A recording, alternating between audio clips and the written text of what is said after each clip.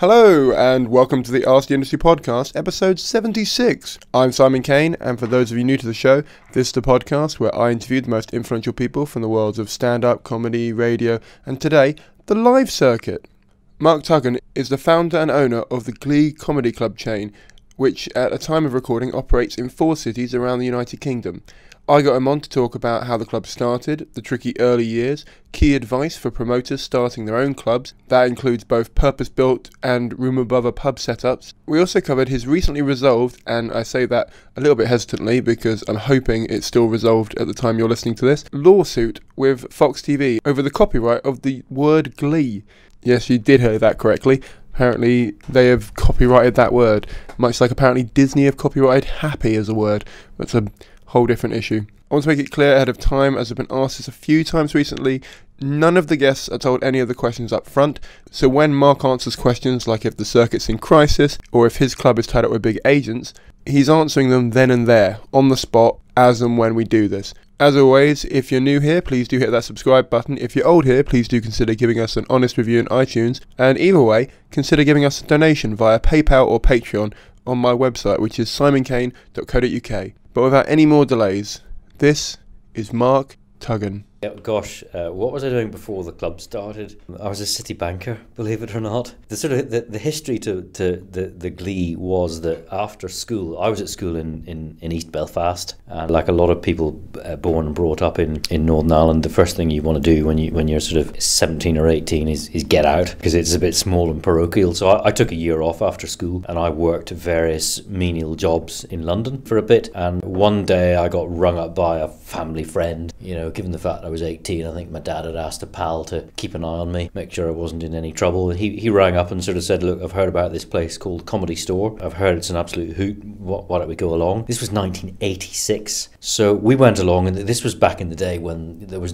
obviously no advanced booking. There was certainly no online booking. I'm not even sure about telephone booking, but you queued up for, I think in this case, sometimes you queued for a couple of hours, and we queued up and we went to the Comedy Store. And I don't recall exactly who was on, but obviously what happened with me is I ended up going back to the Comedy Store many times, and the kind of people I saw were Joe Brand, Kevin Day, Stavros, remember Stavros, and Loads of Money and all that kind of stuff. So something clicked in 1986 for me. And then what happened is I went off to uni, which was Nottingham. That took me from 87 to 90. I still came back to London a couple of times, a few times just working in the holiday, again doing menial jobs around London. And for me, the best way to have fun was to go to the Comedy Store. I then got a job working for it was an old school British merchant bank called Brown Shipley. Doesn't exist anymore. And again, you know, by that stage I was meeting up with friends and going to the Comedy Store or Jongleurs. I used to go to Jongleurs a fair bit. So that took place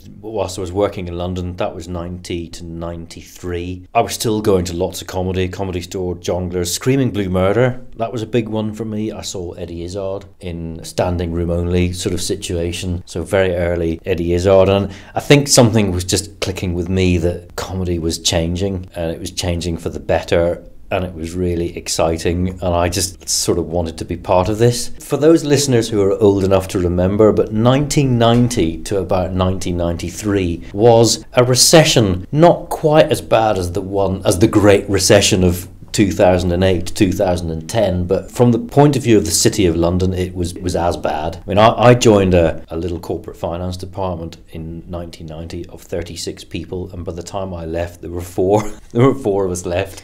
So, cut a long story short, one night I was in the Comedy Store, and, you know, the conversation turned to, this is amazing, why doesn't this happen, or does it happen outside London? And the speculation at the time was probably not, but something stuck in my head, and I decided to think about it and research it a bit more. And what I discovered was, obviously, there was nothing like the Comedy Store or Jongleurs in any other city. Of course, there were, you take, for example, Birmingham, you know, there was Malcolm Bailey up at the Bear in Bearwood, and, you know, he was putting on people like Frank Skinner, Joe Brand, Jack Dee, those kind of early pioneers. But there was no dedicated purpose-built clubs. So something stuck in my head, and eventually it stuck so badly that I couldn't dislodge it. It sounds a bit dramatic, but I was having a I really wasn't enjoying what I was doing, and I kind of realised I wasn't that good at it either. I wasn't sleeping particularly well, etc., etc., all the usual stuff. And one Monday morning, I had had a particularly bad night. I went in and I went to the main guy, the personnel guy, and said, "I'm sorry, I quit." Having nothing else to go to, but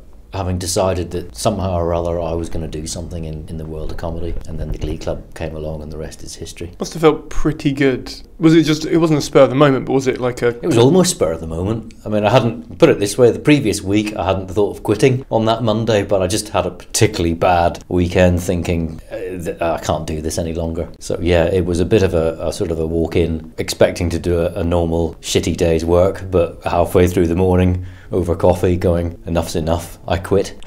Yeah. I mean, look, obviously, prior to that, I'd been to Birmingham. I'd kind of ascertained that, if I was going to do this, this was going to be it. I'd also, at the time, I'd got together with a pal, and, we were going to do a room above a pub, but I'd come across some premises. I called up my pal and sort of said, look, let's not do a room above a pub on a Friday night. Let's actually build a club a little bit like the Comedy Store or Jongleurs, and let's sell food, let's sell drink, let's sell tickets, let's book acts, let's do this as a full-time venture. He got cold feet immediately, so I was on my own, and I'm glad I went ahead and did it. Never looked back. The industry in general, as in the club circuit, a lot of performers, especially ones I talk to, move to London because they see it as the best place to get stage time and experience. And by the sounds of it, it was still that back then, where even though there were less clubs, there were just more in London. Oh, very, very, very much so. In the other fairly informal research I did is I went up to some acts after nights in, I think, again, Jongleurs or the Comedy Store, and I managed to sort of strike up conversations with some guys at the bar. And so I was sounding people out, going, listen, if somebody set up a club like this in Birmingham, would you do it? Would you perform at it? And what sort of money would you want, etc., etc.? And I think the thing that struck me was it really piqued people's interest, and the answer was an overwhelming yes. And what took me by surprise was just the enthusiasm for that. It was a big factor in really going ahead with it. How hard was it for you, and were you married in a relationship at that point? Like, how hard was it personally for you to go, I'm going to leave my job and I'm going to start a comedy club? Because when comedians say, I'm going to leave my job and become a comedian, it's not always greeted with the most amount of support. Yeah, I mean, I think the timeline was I handed in my notice in November 1993. Rather amazingly for the time, because normally if you hand in your notice when you work for a corporate finance department of a bank, you're out with a bin bag there and then. They made me work out my notice, so that took me until almost Christmas 1993. I moved to Birmingham in about April 94, and the club actually opened in September 94. So that was the rough sort of timeline. It took a full 9 months between finishing work in London and opening the Glee Club in September 94. Is it still the same venue now? Yeah, it's still the same premises, but it's like Mark Tughan now, because the first club occupied approximately half the space that we occupy now. And what happened is, about 6 years in, quite simply, the little business next door, which was a photography business, it went bust, and the landlord didn't immediately have another tenant. Our landlord at the time was vaguely aware that things had worked out pretty well for us. I think I must have said, listen, we're doing quite well, we'd like some more space. So as soon as the business next door went bust, we got offered the space at a reasonably good rate. We took down the walls, but instead of actually just grafting on the extra space to the original club, we actually gutted the whole club and rebuilt it all over again. Yeah, I read a thing that said when Jongleurs was about to open up, you just closed down for 2 months to redo it. So it sounds like it was the perfect storm for you. Funnily enough, it was the perfect sort of coincidence, because the space became available just at the time when I became aware that Jongleurs were coming to Birmingham. So this was in about 2001, 2002. This was when Jongleurs went from, as well as London, the next ones were Oxford, Watford, Leicester, Nottingham, Southampton. Those were the 5 early ones. Then I discovered they were coming to Birmingham, and I had one of those moments as a businessman and as an entrepreneur. Jongleurs at the time absolutely filled me with fear, because they were good. I mean, let's be honest about that. A lot of people consider it sport to laugh at Jongleurs, and they're not what they used to be, and they've fallen on hard times on more than one occasion. But in the noughties, and particularly in the early noughties, they were to some extent the gold standard. They were expanding all over the country. They were intimately connected to a company called Regent Inns, who were, at the time, I mean, they were quoted on the FTSE 250. They were turning over tens of millions. I mean, I'm not even sure whether they hit 100 million in sales. But when I discovered they were coming to Birmingham, I had a week or two where I literally lay in bed at night going, do you know what? This has been great fun, and maybe I can profitably engage in managed decline. Let's put it that way. But the space became available, and I'm a natural gambler and a natural fighter. And I thought, sod this, double or quits. Let's take this from a 350 capacity club to it's 400 in the main room, it's 150 in the studio, and 100 or so in the little lounge bar downstairs. I just thought, this is a once in a lifetime opportunity. I'm going to fight, and I might go down. And it sounds like a bit of a cliche, but I decided I'd rather go down fighting than get into this business of... The alternative to me was managed decline. I want to kind of quote you on something, because I find something really interesting on what you said there. You said that they were the gold standard and they were expanding all over the place. But I've read a quote from you before where you said that comedy clubs can't really be chained. Yeah, I think that view came about towards the latter years of Jongleurs. I thought at one point they were writing the book on how to do it. But you know what? Towards the end, when the wheels started coming off, that was really when I started to believe that comedy clubs are not Nando's. They're not Domino's. They're not fast casual dining outlets.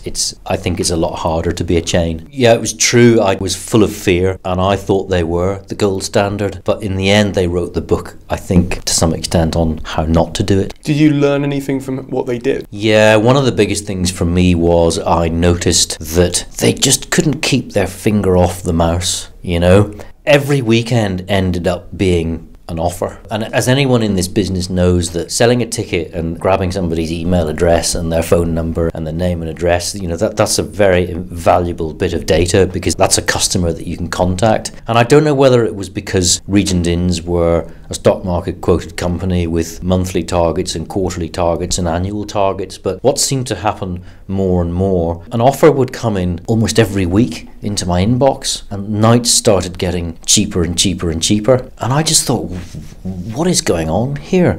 They just seem to be just absolutely desperate to fill every night at whatever cost. And I just developed my own feeling that the last thing you should be doing on a Wednesday or a Thursday afternoon, thinking, well, I'm not going to be quite full on Saturday night, is sending an email with an offer in it to your own database of customers who have in the past been prepared to come on a Saturday night and pay full price. That is taking, in my view, your most valuable asset and pouring a bucket of cold water on it and devaluing it. It's like, I've got customers that have come to me on a Saturday night and they've paid, what was it way back in the noughties, 10 or 12 or 14 pounds. And by constantly bombarding them with an offer to come half price, you're pretty much just educating them never to come again and pay the full price. And that just became endemic. And then obviously, with my former sort of city hat on, I used to be essentially a bit of a leisure analyst. I used to study the accounts of things like Regent Inns, and I saw that for a number of years running, they were opening more outlets, but the existing outlets they had were selling less and less and less. And the basic businessman in me eventually said, the music's going to stop someday. It can't last. You can't keep opening more and more shops with each shop selling less and less and less, because at the same time you're opening more and more shops, you're taking on an awful lot more overhead, an awful lot more staff. And sure enough, everybody pretty much knows the history of it, but Regent Inns eventually went bust, and Jongleurs was essentially a franchise. It was a rent-brand franchise type business, so, well, everybody knows the rest of the history. The relationship was terminated. Jongleurs has come back in various different forms and guises over the years, but it's never really recovered to the glory days of the noughties. My day job, I write jokes for the internet, for Twitter mainly, and the thing I keep pushing home for people that I've learned from that is the amount of options people have is so high that their time is now the most valuable thing. Yeah. And that means that a live show where you've got the most amount of people giving up the most amount of time in their life. Yeah. Because at home they could just watch something and pause it and come back to it and whatever. Like even this, they could listen to 20 minutes, go away, come back an hour later and listen to the rest of it. It's not the moment they're buying. Yeah. So by devaluing that moment, you're basically saying, it's not worth what we want to sell it for, or we're trying to lie to you at the first hurdle by telling you what it's worth. Yeah, do you know, I mean, I wouldn't say I've had a steady stream, but I've had plenty of people that have come to me and sat down with me, arranged meetings and asked me about the business. And, you know, Birmingham for us is obviously the flagship. I mean, in a good year, and this is a good year, the number of nights that we fail to sell out Saturday nights at full price, you can pretty much count on just one hand. You know, we might not sell out this Saturday night because it's half term and Halloween, for example, but I've had, you know, senior people from fairly large pub chains say, how the hell do you do that? You know, how the hell do you get 400 people almost 52 weeks of the year on Saturday nights coming and paying? Well, it's $18.50 for us at the moment. And you know what my answer is to them? My answer is this: patience. If you've got 400 seats to sell and you've only sold 350, do not, under any circumstances, go to your computer, design an email going 50% off and press send to, in our case, a vast database consisting of tens of thousands of people. That is utter madness. So, my answer when people sort of say, how the hell do you achieve that? I say 20 years of patience, 20 years of going, I'm not sold out this particular Saturday night. That's okay. We'll be better next week. So you've got, so let's take Birmingham, for example, as just an average venue, because I know you've got 4, right? You've got 4. So venue A, which is we'll call Birmingham, has 400 seats in one room, 150 seats in another room, and 100 in the other one. Yeah, the downstairs lounge bar is just a cafe bar. It's not a performance area. So it's 400 in the main room and 150 in the studio. You've got to, I mean, you're renting that space still, I assume? Yeah, we're the 3 out of the 4 out of our 4 clubs are leaseholds. So I pay rent to a landlord. I pay this thing called service charge to a landlord. I pay this thing called rates to all the various councils. Yeah. And obviously you've got to sell a certain number to even break even, let alone make a profit. Yeah. How long from when you opened did it take you to get to that stage where you could not obviously sit on your laurels, but you could comfortably go, or maybe we'll open another club because this one's building? Or yeah, I think my recollection of it is we opened in September 94, and obviously for the rest of 94 and pretty much for the whole of 95 we were making fairly horrendous losses. I thought I was a businessman back there, but I did a business plan. I mean, all businesses pretty much lose money in their first year, and we forecast to lose a certain amount of money, and we think we probably lost more than double that. I had backers at the time, and I had to go along to my own backers and sort of say, sorry guys, double or quits, but here's a revised plan. I think I can turn it round. So 95 was pretty much a write-off. 96, I think, was the year that things really started to turn around, and 97 I was feeling relatively comfortable. So it was 2000 when we opened Cardiff. Although I think, if I remember rightly, I spent an awful lot of 1999 competing with the Comedy Store over the Deansgate Locks site that the Comedy Store ultimately won. They prevailed, and we ended up doing Cardiff with me very much kind of licking my wounds, going, well, I didn't manage to get Manchester. Even that was quite a fortuitous story. I think somehow or other a property agent had heard word that we were expanding. Perhaps he'd heard word that we'd lost out on Manchester, and I just got a call one day saying, have you ever thought about Cardiff? I think, if I recall, the answer at the time was not really. But it was one of those things where he said, come out to Cardiff, I'll buy you lunch, I'd like to show you what's happening out in the Bay Area. And again, you know, the rest is history. Cardiff, fantastically for us, was an instant hit. So Cardiff was a great moment for me personally, because, you know, I think in a lot of businesses, you know, it isn't just judgment, there's a little bit of luck in there as well. So Cardiff working out so well so quickly was, for me personally, it was the icing on the cake, because what it was saying to me was, I didn't just get lucky with Birmingham, there really is something in this. And although Cardiff was an instant hit, you know, I then had the situation where I think Jongleurs arrived in Cardiff approximately 9 months after we got there. I had a fantastic first 9 months, and then, you know, it was a dogfight for customers for a number of years. So Cardiff ended up being an instant hit. Then it was a bit of a disappointment for about 5 years. Then we didn't quite get the sort of hockey stick, but things really improved in, I think it was about 2008, and in 2009 Jongleurs closed in Cardiff. I think 2009 was when the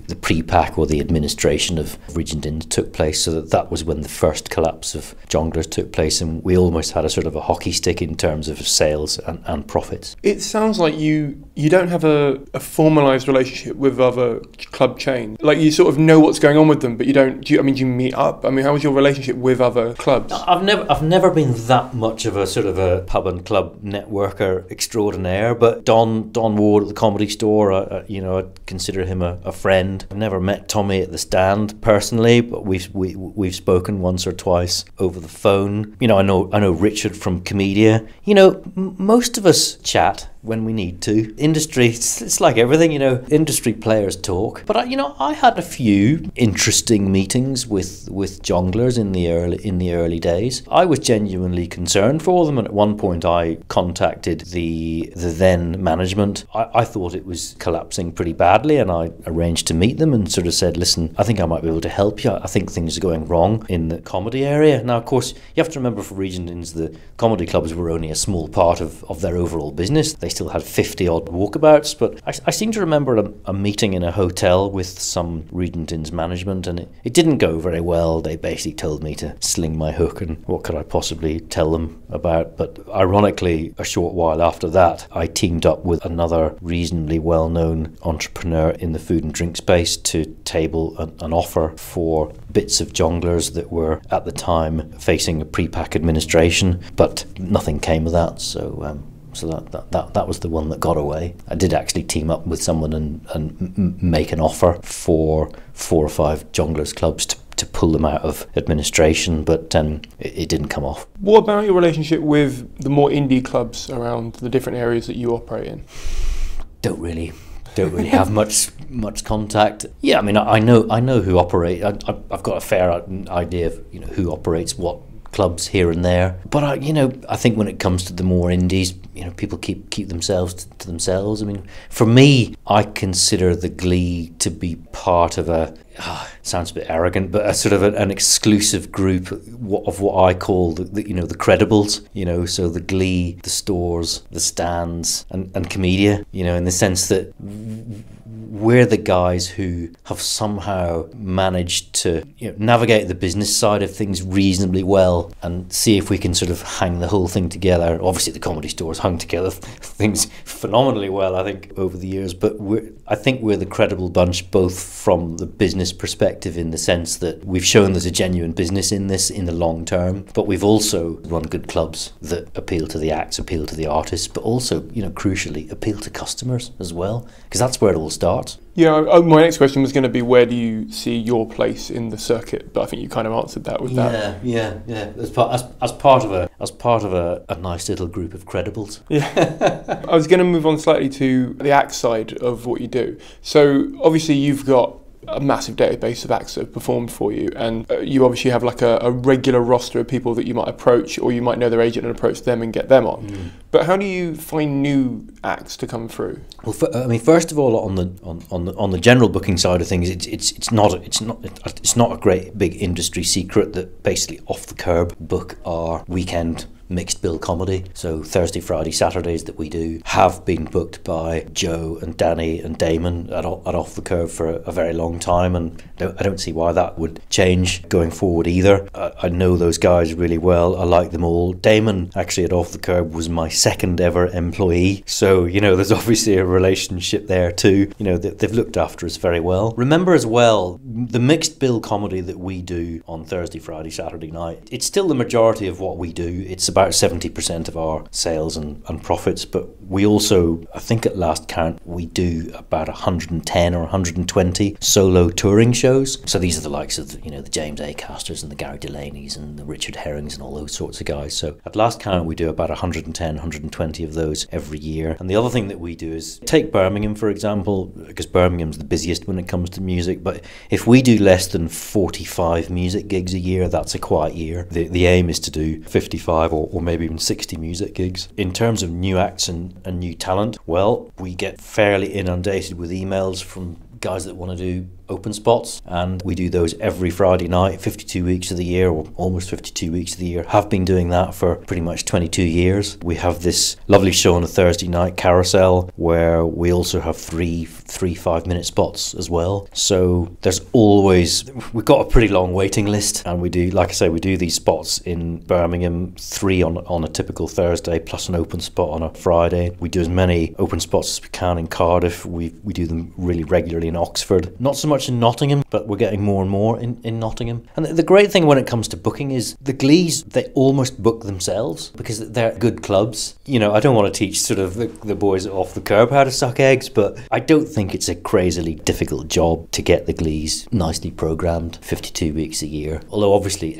extra effort goes into Christmas. And when it comes to the solo touring stuff, which is actually, certainly in the last 5 or 6 years, become a really significant part of our business, because as you've probably seen, there are so many comics that are out touring at the moment. You know, we want to make sure that we are busy and we get enough of them, but we don't do so many that we end up cannibalising everything else that we do. We need to be close to all the agents, whether they're based in London or anywhere else, such that when XYZ goes on tour, we're one of the first people that they call, and we try and keep them coming to the Glee. Obviously, we wish them well. You know, it's great when, you know, a comic comes and does the Glee, and then the next time they're in Town Hall, you know, a year or 2 later, if we can keep them coming to the Glee for a number of different tours, then that's fantastic, but we recognise that some guys move on to bigger and better things. What would you say to a comedian who says that your booking, because it's going through Off the Curb, is a little bit tied up and hard to break through because they're obviously going to have their invested interest in getting their own acts on? I think that's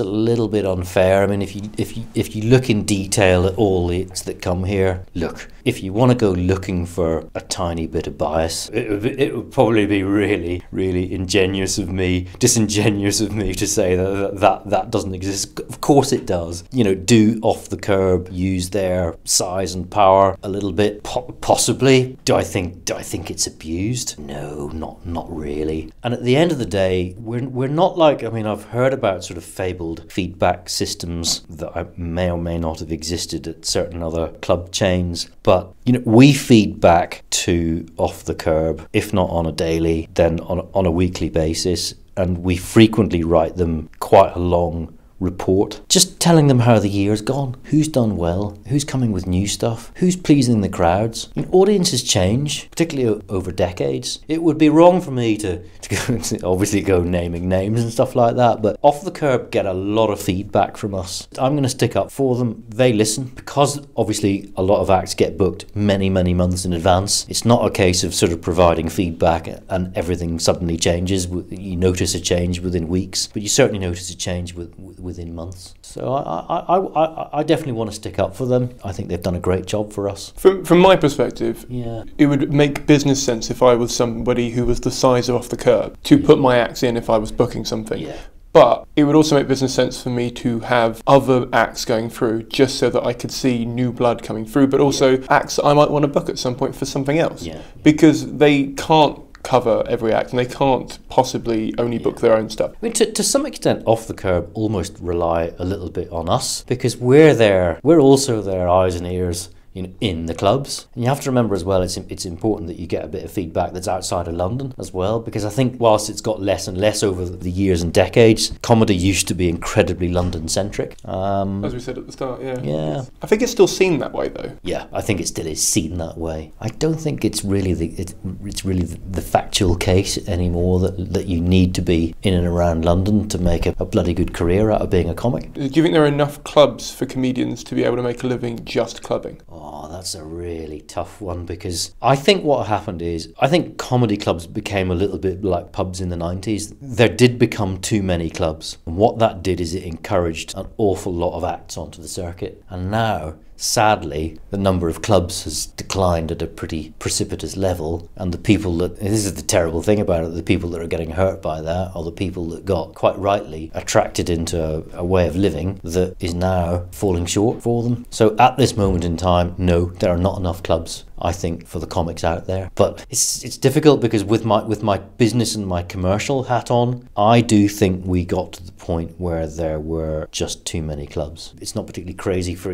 I can really only speak for my own 4 locations. I don't think there are too many clubs in Birmingham. There are too many clubs in Nottingham. I think there are too many clubs in Cardiff as well. I mean, you only have to go on to Chortle. You know, I think when I last counted, there are literally dozens of individual nights. Some of them are weekly, some of them are monthly. There's just too many of them. Every bit of research that I've ever done tends to suggest that going out to comedy, obviously people go out to comedy. The question is, how often do they go out to comedy? And I think people over the years have kidded themselves that this is a weekly, a monthly, even a bi-monthly activity. It's not like going to the cinema. It's not like going to Nando's. People tend to go to comedy clubs, in our experience, once, twice, or 3 times a year. I would dearly love it if it was 6 or 7 times a year. I don't know how it's got to this, but the little bit of surveying that we've done tends to indicate that coming out, particularly on a Friday and a Saturday night, to a comedy club is a little bit of a treat. Is it chicken and egg though? Is it like the lineups that they go to, because you have a rotation of acts and a rotation of different styles,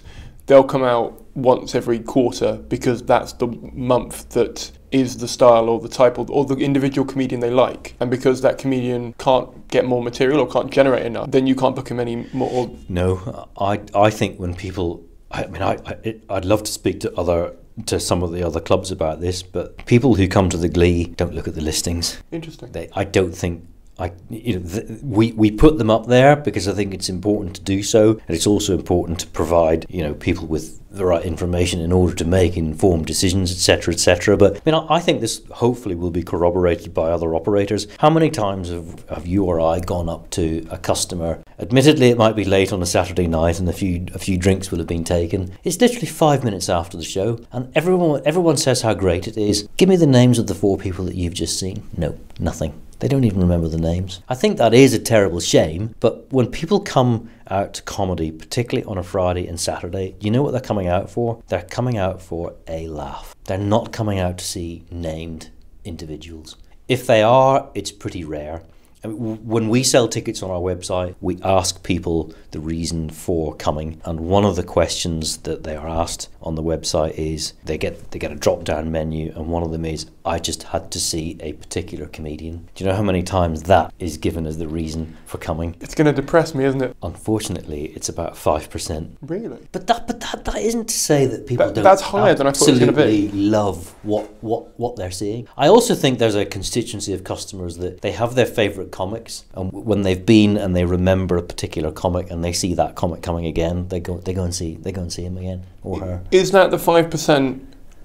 What's the correlation of that 5% into your tour dates versus club dates? Oh, tour dates, it's 100%. Okay. When we have Richard Herring or James Acaster or any of the other touring acts, there are 400 people sitting in the room, and all 400 people are there solely to see that act, except maybe in the case of like wives or husbands or partners. Yeah.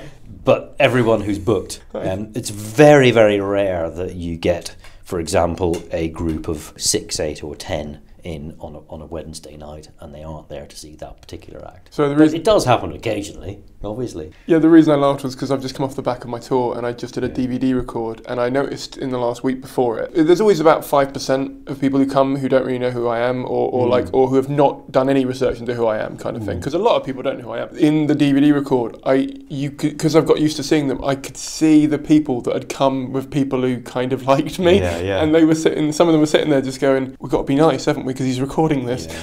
I was like, well, this brings us round. I don't know whether this is a bugbear for other operators. I mean, obviously we all get complaints, and the complaints can range right across the spectrum. It could be food or drink or service related. We actually don't get many of these, but we occasionally get emails and letters saying, I wish to complain that I came to the Glee Club on a Saturday night and I thought the acts that night were dreadful. And they still often can't name any of them or even say why they thought they were dreadful. It never ceases to amaze me. Would you go to the cinema having not actually looked and maybe read a review, or at least watched the trailer, or even just the shortest of descriptions of the film that you were about to see. Let's assume for a moment that you do that. You didn't like the film which you haven't bothered to research. Would you then write to the manager of that cinema going, "You're an absolute disgrace. I can't believe you booked that particular film. It should never have been shown at that cinema." But every few months we get one of those, and I have a fairly sort of standard reply, which is along the lines of, "Listen, I'm ever so sorry, but we did give you the name of the act and a description of the act. You can go along to Chortle and you can find out not only what independent reviewers think of that, but you can also read lots and lots of members of the public's views of that act." So it's just a bit odd, really. But like you said, it's not like going to the cinema. It's a Yeah. completely different thing. But I still think it is hugely incumbent upon the customer to at least have some knowledge of what they're seeing. But like I say, I would say on a Saturday night in a Glee Club, 90% of people in that audience couldn't name in advance any of the acts that they're about to see. They've come out for a generic night of comedy and laughs. Do you think that's the type of audience you're attracting, or do you think that's a general thing across the board? I would go so far as to speculate that I think that's quite general across the board. Why do you think that would be, though? Why wouldn't it be? The amount of comedians out there who have online presence and take their time putting stuff up and trying to build followings and do club circuit stuff, and obviously have a listing on their website and stuff. So you'd think a portion of that, but then like you said, when they do their own show, people come out in their numbers.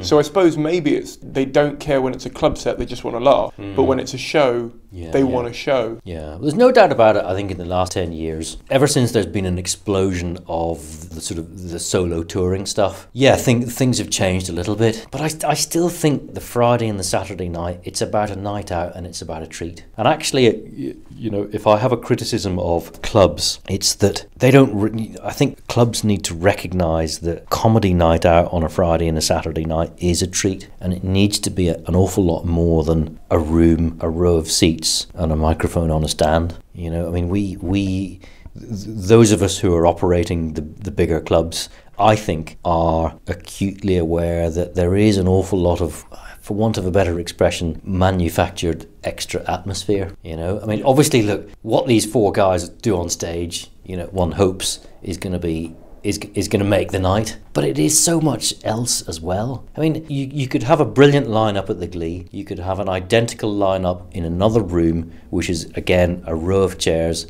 with a microphone, and that's such a different night. I don't want to spend too much time having a go at competitors, but there's a Jongleurs in Broad Street here in Birmingham, and it operates in the Gate Crasher nightclub up at the top end of Broad Street, and I popped along, and I just, the crossover in terms of acts who are booked is quite similar. We book a lot of acts that Jongleurs book, and Jongleurs book a lot of acts that we book. It's quite possible that 4 acts that we have at the Glee can be seen at Jongleurs, those same 4 acts, in a few weeks' time up in the Gate Crasher. But I stand in that room and I just think, this is just so different. What is it about? What represents the difference between the Glee Club and a room where there's a row of chairs out and a microphone in the corner? It's just so much. It's everything. And I got somebody involved, a consultant, to sort of help me, when I was struggling with where the business was going. And one night we went to all 3 of the big clubs in Birmingham. We went to Jongleurs, and we went to Manford's, I think it was at the time, and we ended up at the Glee. You know what this guy said to me? We arrived at the Glee and we stood at the back and we watched a bit of the show. He goes, "Now I kind of know what you mean, Mark." And I said, "What do you mean?" And he goes, "We've just arrived here. It's like getting into a warm bath." And I said, "Well, what do you mean?" He goes, "Well, look, the comics they're so much more relaxed. They're even dressed a bit differently. They're just dressed a little bit down. The warmth that existed between those acts and my audience was different. They smiled at each other. Yes, there was banter.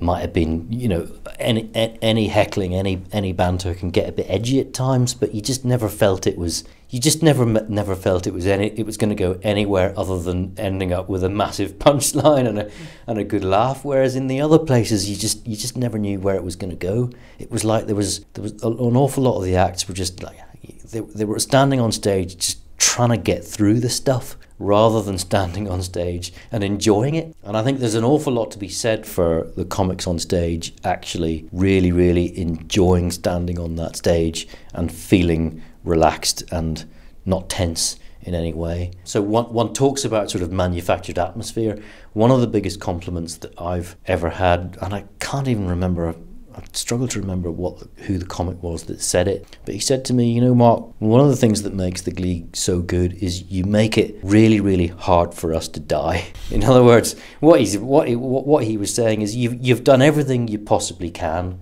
So if I die, let's face it, it's probably my fault.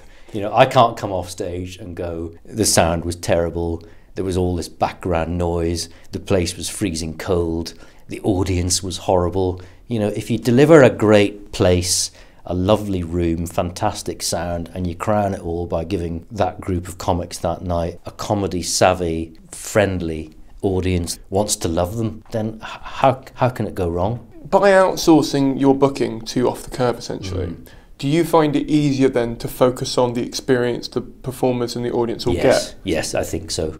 Look, don't get me wrong, we could end the outsourcing and bring the act booking into this office tomorrow or next week, or, you know, give everyone reasonable notice. You know what? I don't think there'd be a blind bit of difference. One or two people might go, oh, it's fantastic, it's all going to change.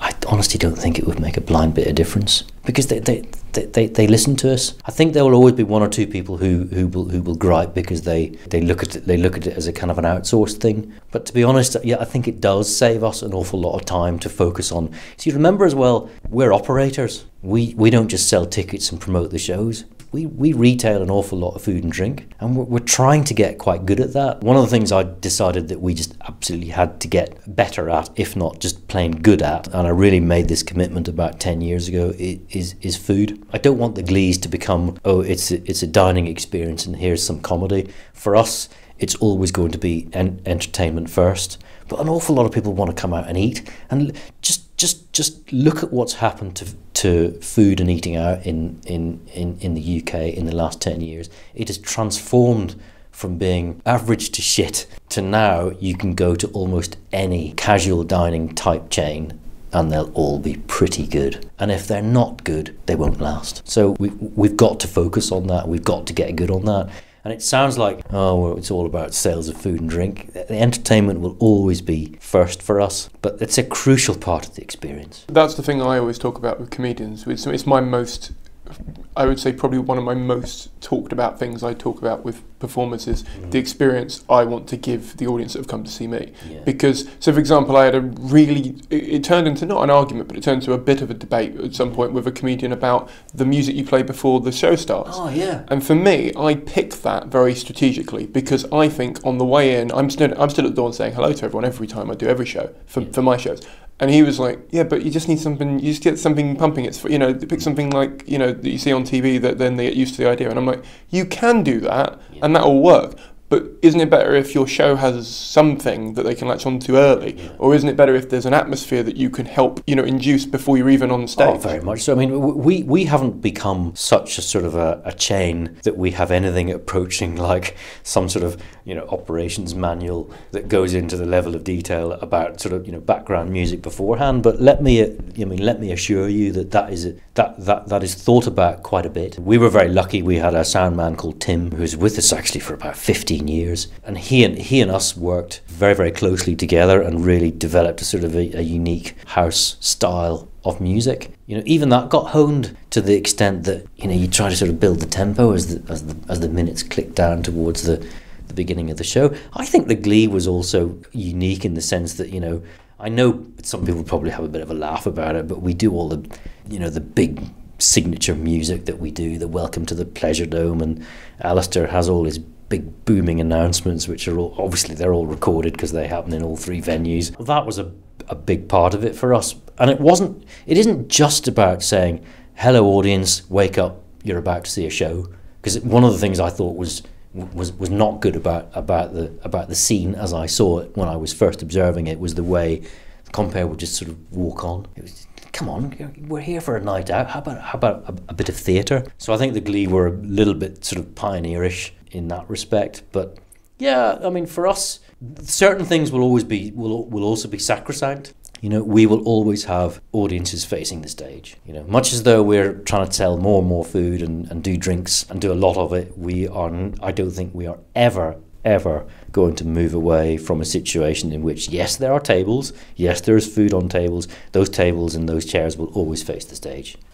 Otherwise, to me, it's disrespectful. For the answer for this question, you can split. Yeah. But I just want to ask it as a blunt sort of, because I'm sure there'll be at least a few people listening, given that you've said you're a promoter and a provider of a space, essentially. And a lot of places that are like that aren't like yours, that are like franchise or something like that. Yeah. There's a business interest that splits whether they are more interested in the audience or the acts. Yeah. And I was going to ask, and I feel I've got a vibe from you which one the answer would be. But if I were to ask you straight, which one for you is more important, whether it be for the business or for yourself, which one of those do you put more time and effort into? Which one of those is more important in terms of what you do on a day-to-day basis? Oh, Jesus, it's the show. Okay. Jesus, it's the show. I mean, much as though we are, it's weird. They're not entirely mutually exclusive, but maybe as a philosophy, the best answer I can give is that for us, the show will always be number one. Food and drink then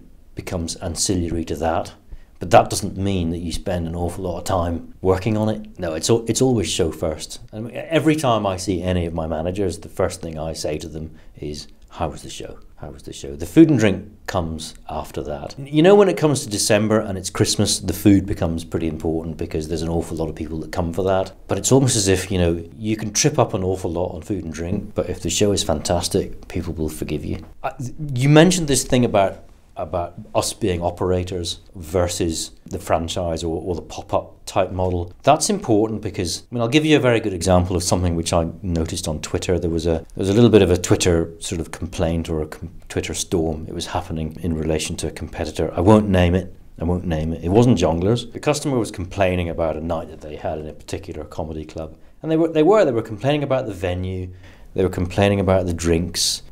I think they said the toilets were really disgusting. And the message came back from the promoter, oh, that's nothing to do with us. That's the venue owner. We just promote the shows. To which the response via Twitter came, oh, I thought it was your name above the door. Yeah. I don't need to say anything else. No. You know, it is important because the customer is coming for that overall experience. They are coming for that overall experience, and it just isn't good enough to go, oh, well, the state of the toilets, that's nothing to do with us. One of the most interesting things I found when I was researching you and the club was a thing Brendan Burns said in his Chortle keynote a few years ago, where and you were in the room at the time, so I'm sure you remember what he said. I think I remember. Yeah, he said that the Glee Club used to have a reputation for lovely people running it, shit audiences. And then they started asking us questions about, as in comedians, running a club, getting in the right people, getting in comedy audiences, and it all changed. Yeah. If you were getting in people, but you weren't, I mean, what was the reason for that? Well, in the 90s when we first got going, I think one of the reasons why we were getting shit audiences is because we were absolutely blazing a trail. There was none of this. The only other comedy club comparable to the Glee in 1994 was the Comedy Store or Jongleurs. So we were getting an awful lot of customers that just didn't know what to expect. It did take several years before we helped curate and corral a comedy-savvy audience. But it is also true that in the first few years, maybe we didn't really understand what we were doing. You know, in the first few years of the club, not all our tables faced the stage. Some of them faced the stage, but we had the perpendicular rows at the back, a little bit like Jongleurs. Things got better for us when every single table pretty much faced the stage. You know, maybe we were trying to police the room too harshly. Brendan was absolutely right. We did have some tough audiences. Some of it might have been just numbers related. The fact of the matter is, when you start putting north of 300 people in any room, the statistical likelihood of you having wankers in that room is just reasonably high.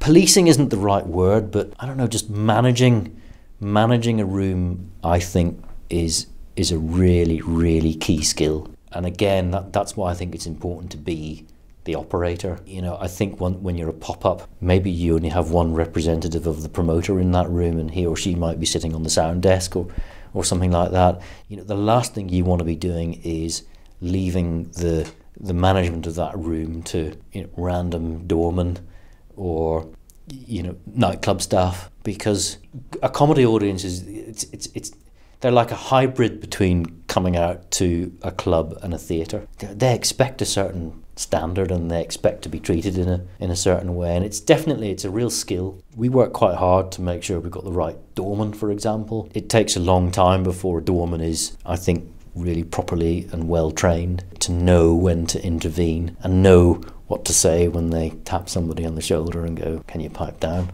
etc., etc. And again, I think that's another reason why, look, there will always be pop-ups. I mean, one of our clubs, Oxford, that's not our venue. We just worked incredibly hard with the local management down there, and eventually they really got what we did. They studied what we did by us constantly training them and inviting them to the other clubs, and eventually here's the real paradox. The Oxford Club, which was the one of our clubs where we weren't the operator, we were just the promoter, it ended up recently getting the best of all 4 clubs when it came to TripAdvisor reviews. Really? Because the local staff there just got so into looking after the customer. But it's not just about looking after the customer. An awful lot of it is somebody's not happy. We need to deal with that situation on the night. If somebody's not happy, if they've posted it if they post a bad experience on something like TripAdvisor, too late. You know, our big thing is, let's see if we can spot these issues on the night and resolve them on the night. And often all people want, if something's gone wrong, is an explanation and an apology and a free drink. What's your relationship then like with social media in general, in terms of both with relations to customers and promotion?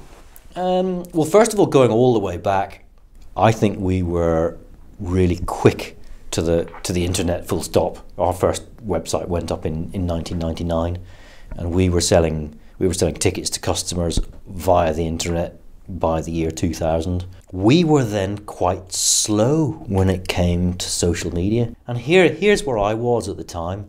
People were saying to me, MySpace, and Facebook as well.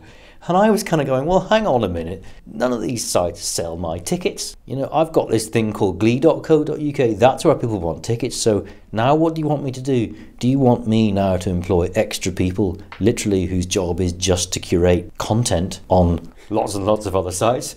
And for a while I went, no, I'm not having that. But the short answer to that is yes. We were slow to recognise how big and important it has now become. And of course, we rapidly, once we realised that, we rapidly reacted to it. And of course, we have a Facebook page for each venue, and we have Instagram, and we're probably slightly odd in the sense that we only have one Twitter account for the Glee Club, although we do have this Glee Cardiff crew, which is a little bit of an experiment. Maybe that's a bit odd, but no, I mean, I'd like to think that we're probably old school compared to London. I think I listened to another one of your podcasts where one of the contributors said, everything is digital.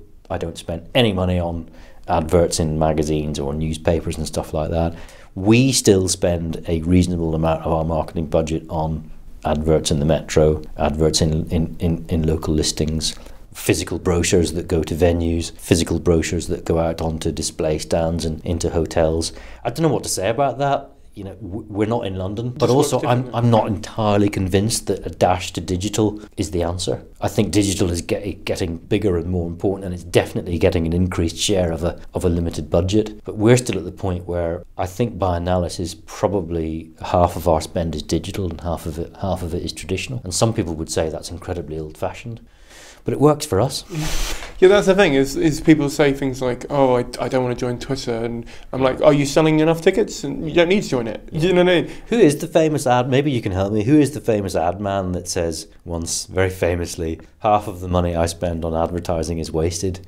The trouble is, I don't know which half. Yeah. Oh yeah. God, I know. I think every promoter out there must think that. Well, naturally, you're going to do more than you need to do. Yeah. Because it doesn't, unless you get to a stage where you're Herring or you're someone who spent literally 10 years building your own base of audience, which means that you can just mail them and say, look, I'm coming here. Yeah. And then they'll buy them because they know what they're getting, they know it's quality, and they know, they don't have to do any research and stuff. But I suppose my question with that was, a follow-up question with that was about how you find promoting in the different cities you're in, because obviously this podcast has become a little bit London centric, partly because I'm there and so it's geographically convenient for me to interview people that I'm near, but also you tend to get similar answers, and I don't know whether that's because they're all following each other, so it's kind of the blind leading the blind, or whether that's just what works there and what works, for example, in Cardiff, what works in Birmingham. Like, if it's a case of that works, I mean, are you able to track like newspaper adverts or flyers or? Oh, of course. I mean, this is the ultimate downside with it. With most things that are non-digital, you can't track it. It's I'm not going to lie. It's sticking a finger in the air. All we can do is we can look at 22 years in business, and one can try and draw some sort of conclusions from, maybe different slight changes in emphasis as to where we may or may not have advertised. I mean, we've recently got some fresh legs in terms of personnel when it comes to marketing. And as soon as he arrived, he went straight round everyone and asked them what they thought worked and what they thought didn't work. And do you know what? The one thing that jumped out was the sort of the lack of consensus in the sense that everybody just wanted to do a bit of everything, and they just what they wanted for us was just to be louder, turn the volume up, and more consistent, and just do it regularly. I think we'd become a little bit sort of, this club isn't doing so well, so let's just promote that club. This club is doing well, so we don't need to bother about that. We've gone back to maybe an old way of doing it and an expensive way of doing it, but we try not to discriminate too much between the clubs. So there's a relatively even split in the sense that this year no one club got a massive priority over another. No one night. It's not like we're trying to promote weekend comedy over and above anything else. It's just this was just a big year for us for generally raising awareness of the Glee brand. And of course, the fact that this is 2016, I'm mentioning this because you might be about to bring it up. 2016 is the first year in 6 years where I haven't had a TV show on Sky called Glee, which obviously became the subject of my massive legal action. But here's the interesting thing. Before Glee, I had a certain run rate of sales in my clubs. I had 6 years of trademark infringement and a TV show called Glee, and you didn't have a TV show. There was a TV show. There was a TV show. Yeah, sorry. It wasn't your show. Yeah, no. And my sales stagnated or fell, and 2016 was the first year in which I haven't had that, and the bounce back has been frankly astonishing. This year we're having the best year in living memory, sort of 25% up on last year. So something's changed. Don't know what it is. Well, I was going to ask whether, first of all, that had an impact, and second of all, well, I mean, do you want to summarise the legal stuff so that anyone who doesn't know? Yeah, I mean, for those who haven't heard about it, I was flicking through the channels on my Skybox in around about 2010, and suddenly flicked on, I think it was to E4 at the time, and discovered there was a TV show called Glee. My first reaction was, oh, bloody hell, there's a TV show with the same name as my 4 clubs, and I watched the programme and I was horrified. I don't really know how best to describe it, other than it's the worst bit of TV that I've ever seen, or one of the worst bits of TV that I've ever seen. And even, I've had plenty of dialogue with 20th Century Fox. I think even they were absolutely, totally flabbergasted by the phenomenon that it became. It ended up being one of the most unlikely massive hits, quite possibly in recent TV history. So whilst it was on E4, I did a little bit of research, and I found out that the programme itself was remarkably similar to a previous incarnation, presumably made by a rival studio, and it was called High School Musical. And guess what? It lasted 1 series, and I managed to track down the viewership of it, and it was pretty minimal, and it was a flop. And that's exactly what I thought that Glee would be. And in fact, I was hoping it was going to be a flop, because it filled me with the fear of God that I would need to approach 20th Century Fox and highlight a potential problem, which was that I trademarked the Glee Club in 1999, which was it took me 4 or 5 years to get the trademark registration, but it still ended up being registered a full 10 years before Glee came on TV. Anyway, cut a long story short, fast forward another year, it ended up on Sky, and the viewership ended up running into many, many millions. The calendars and the merchandise were appearing in Tesco's.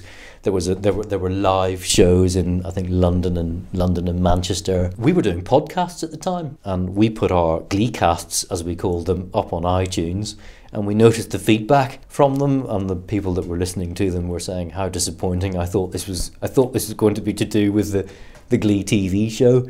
Then, of course, simultaneously, my staff in the various clubs were reporting back to me that all sorts of weird things were happening. People were walking into the club and asking if this was to do with the TV show. Japanese tourists were, taking photographs.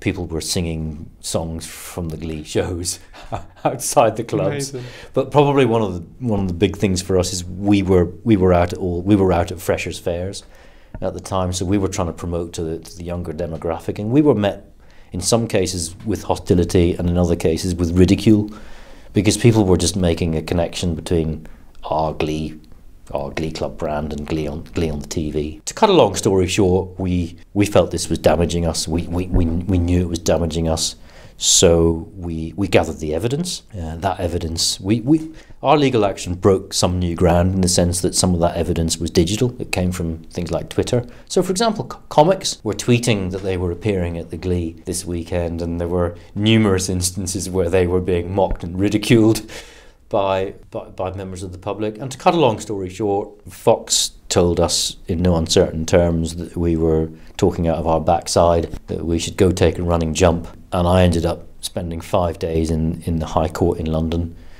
I think we produced something like 24 witnesses, and then Fox cross-examined probably about a dozen of them, including me. But crucially, they cross-examined 3 members of the public who'd not only come forward with evidence, but rather amazingly for me, they were also prepared to come to London and go on the witness stand and be cross-examined by two barristers. And the net result of that 5 days in court was we sued Fox in 3 areas. Section 10.2 of the Trademark Act is known as the likelihood of confusion clause, and we won on that. The judge said, listen, consumers are changing their economic behaviour.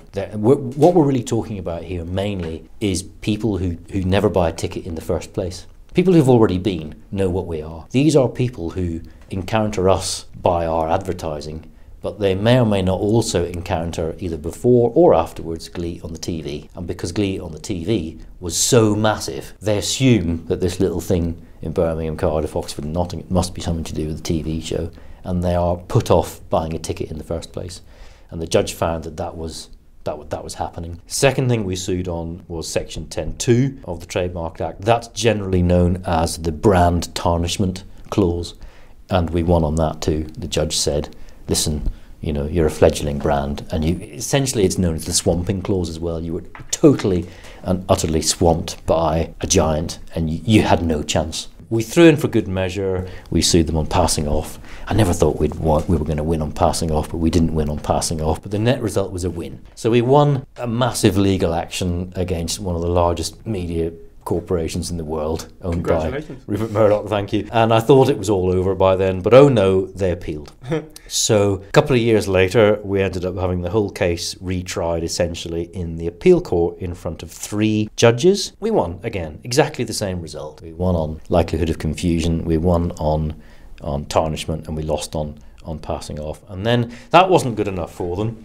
So they then tried to get the case referred to the CJEU, the European Court. I won't bore you with the reasoning behind that, because I wanted to hang myself at this point. But we went along to the appeal court again, same 3 judges, and we spent many, many hours and many, many thousands of pounds of legal fees arguing over whether or not it should go to the European Court, and we won. It wasn't sent to the European Court because essentially the judges said there's no issue. And guess what? It still isn't over, because any day now I'm going to hear back from the Supreme Court, the old House of Lords. Leave to appeal to the Supreme Court was denied by the appeal court, but they denied 90% of cases. Most people, if they want to go to the Supreme Court, you apply directly and you ask the judges, or you ask a panel of judges to accept your case, and I'm potentially days away from hearing whether or not it's going to be taken on by the Supreme Court. But here's the thing, in order to go to the Supreme Court, you've got to come up with something generally quite new, and it's got to be a matter of great public significance. And 20th Century Fox, in their great wisdom, have decided that they want to argue that their freedom of expression has been infringed upon. Do you know what I find really interesting about that is, you were saying before, audiences don't research things. They've not researched things, but they've just sort of seen words. Do you know what I mean? They've seen similar words. Yeah. And so maybe comedy audiences aren't the only ones that don't research. Yeah, you could be right.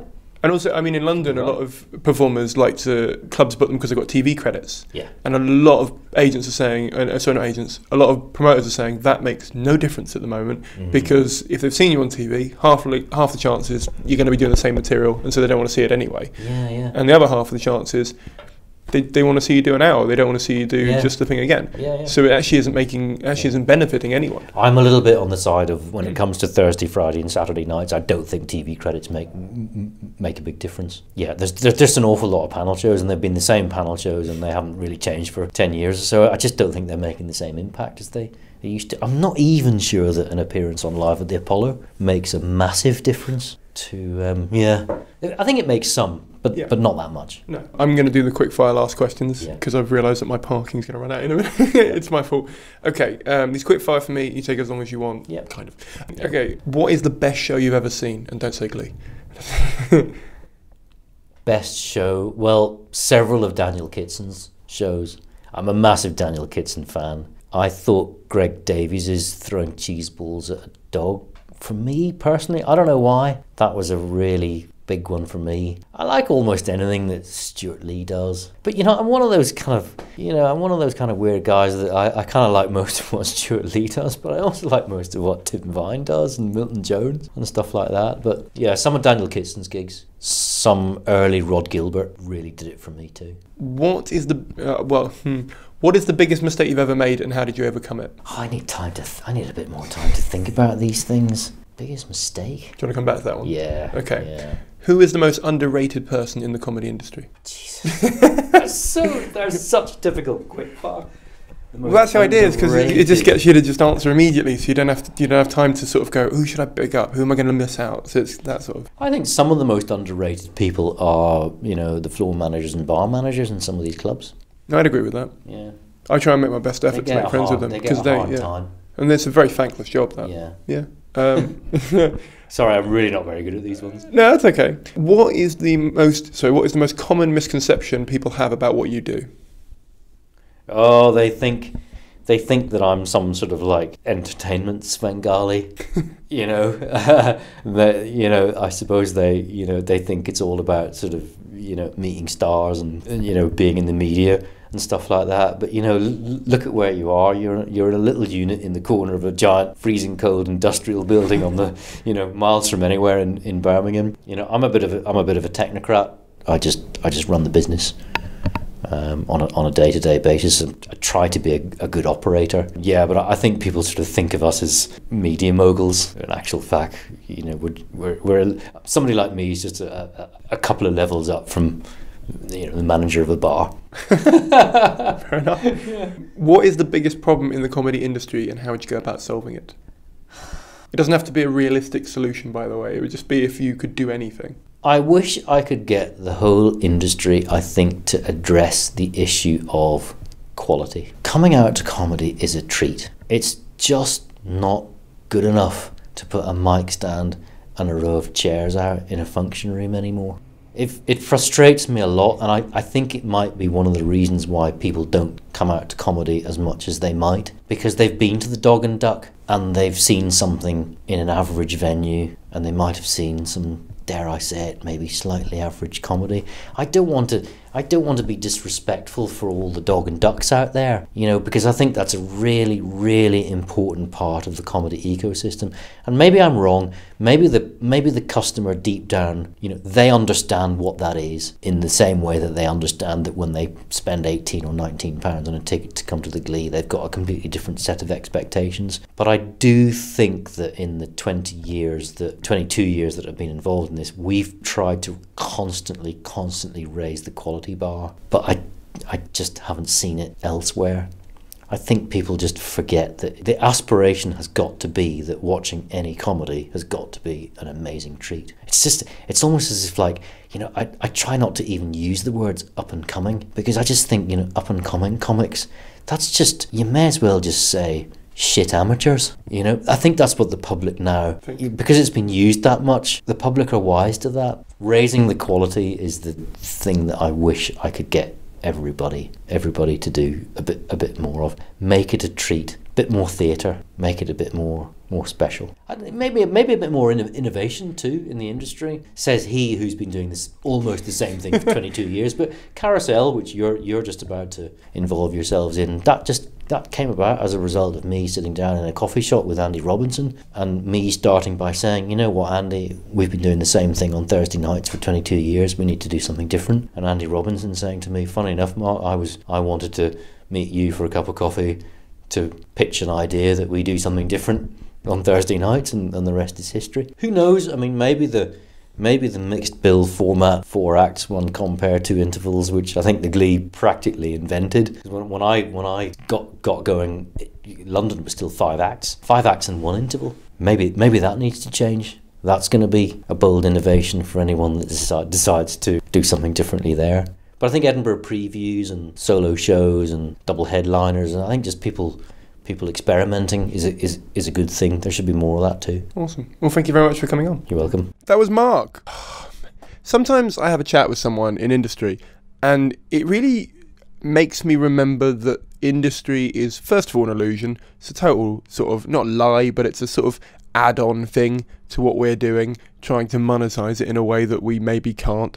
But it also makes me feel really nice about the circuit. And for me, the biggest takeaway point with this podcast was his ambitious nature and the way he went after what he wanted, and he didn't pick the safe path. And I think it's really easy to think that it's only the people on stage who are chasing their dream. But the reality is, a lot of the absolute legends who work tirelessly behind the scenes are doing that as well. I also enjoyed hearing his thoughts on the circuit and if it's in crisis, and our mutual belief that the show starts before you're even on the stage, and the room, space, smell, feel, music creates the atmosphere that adds to the production value of your show. I have this debate with people all the time, and it drives me insane that people don't give enough thought to the music when they're walking in. But I don't know, maybe I'm a pedant, maybe me and Mark are pedants and we're overthinking things, I don't know, but it makes me feel more comfortable when I picked the music, and I feel like I'm in more control of the situation and the feel of the room that I'm giving the people that are spending time with me. Like he said, comedy is a treat for some people. Yeah, I go and see it 4-5 nights a week. They go and see it 4-5 times a year, maybe. The reality of the situation is not lost on me. If you appreciate his honesty and how much time he's given us, please do feel free to thank him. You can find the Glee Club's social media links in the show notes, as well as all of Mark's. Please go and say thank you if you got any value out of this podcast, because with that positivity and that good vibe going out to that guest, it really helps if I need to ask them to help me get another guest on, or even if they suggest someone. It just really helps the momentum of this show go. So, and also, it's a nice thing to do. Like, forget the sort of, I don't know, networky element of it, that, you know, you've got a nice way of starting to talk to a big club chain operator.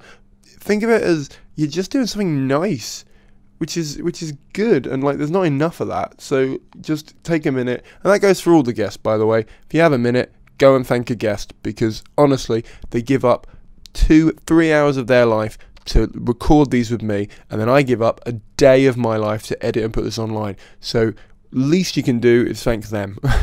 All of those links are on my website at simoncaine.co.uk, or you can Google Simon Caine and it will come up that way. If you like this episode, another recent one you might like about the live circuit was with the team at Angel Comedy. which was episode 70. I think it was 70 or 71. Should have researched that before I did this. You'd think I'd re-record it, but no, leaving it in. So yeah, I would say give that a scroll back, have a little look. I'd highly recommend it, but then I'm biased, I made it, but I genuinely think it's worth looking into. I've got loads more from promoters before and loads more promoters coming on. So please do have a scroll back and you can have a look on my website where they're all categorised. As always, if you're new here, please do hit the subscribe button as I do 2 podcasts every single month. If you're old here and you haven't already, please do take a minute to give us an honest review on iTunes. Ideally 4 or 5 stars, there's a lot of work goes into this, but whatever you think it's worth. But if you think it's worth 1 star, email me that, don't put it up on the internet. Also, whatever you get star rating you're giving it, please do leave a comment, as I've been told that helps with the chart positioning. I don't know, Apple and iTunes are very secretive about their charts and the way they operate, but I've been told that makes a difference, and I'm going with my friend's help. So yeah, if you can do that, that'd be amazing. You can also donate money to support the show via PayPal as a one-off or Patreon as an ongoing donation for every pod put out. If you're going to give more than £12, you might as well put it towards buying a copy of my book, because that way you get something back for the money that you're putting in. And if you're giving in less than that, you can also buy a digital copy for £5. But for now, thanks for listening, thanks for reviewing, and thanks for donating if you do. And I'll see you all in about 15 days' time. Bye!